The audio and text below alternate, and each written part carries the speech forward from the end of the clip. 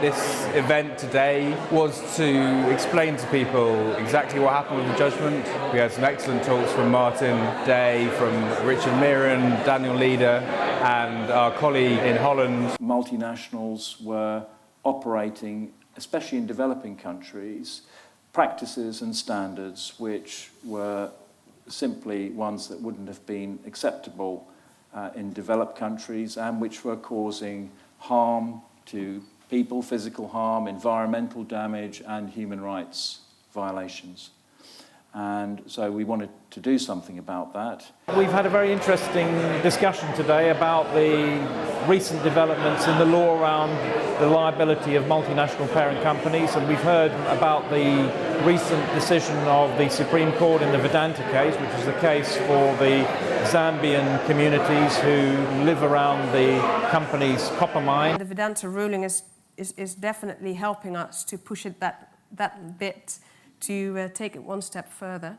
It's been very interesting to hear the different perspectives on the cases going against parent companies here in the UK, with us in the Netherlands, seeing the similarities and the differences between the court's approaches to those cases. We're very interested in the cases that were raised today because we believe that victims of human rights violations by corporations should have access to justice. For the vast majority of the developing world, they still have not got the resources. It's still the case that most lawyers that we come across can only go and act if they are paid for by the clients. And the vast majority of the clients that we act for have got no money. It's been a cracking day. I really enjoyed it. The crucial issue for me is always the question as to whether we can hold companies liable that when they've got their operations in the developing world, making sure that they stand by what they say in terms of their corporate social responsibility statements, and in particular for me is making sure that when they make those statements they're held to account.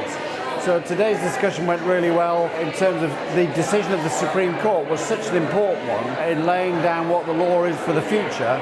So I feel very confident that in times to come we will make sure that they are held to account, in that the words of Lord Briggs took us a long way. Lord Briggs said if the parent company is holding itself out as conducting supervision and control over its subsidiaries, but in fact sits on its hands and does nothing, its failure to act, its very omission to act, can give rise to liability. It's been a wonderful event, really inspirational, brilliantly organised. I can't speak highly enough of it. Closely followed the Vedanta claim and was thrilled when the judgment came out.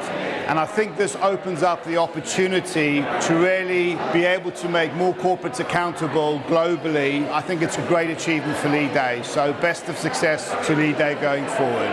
Very interesting to come to this event today and hear about how the accumulated work that's been taking place over the last 25 years is now reaching a point where companies are being held liable for human rights and environmental abuses that they've committed overseas.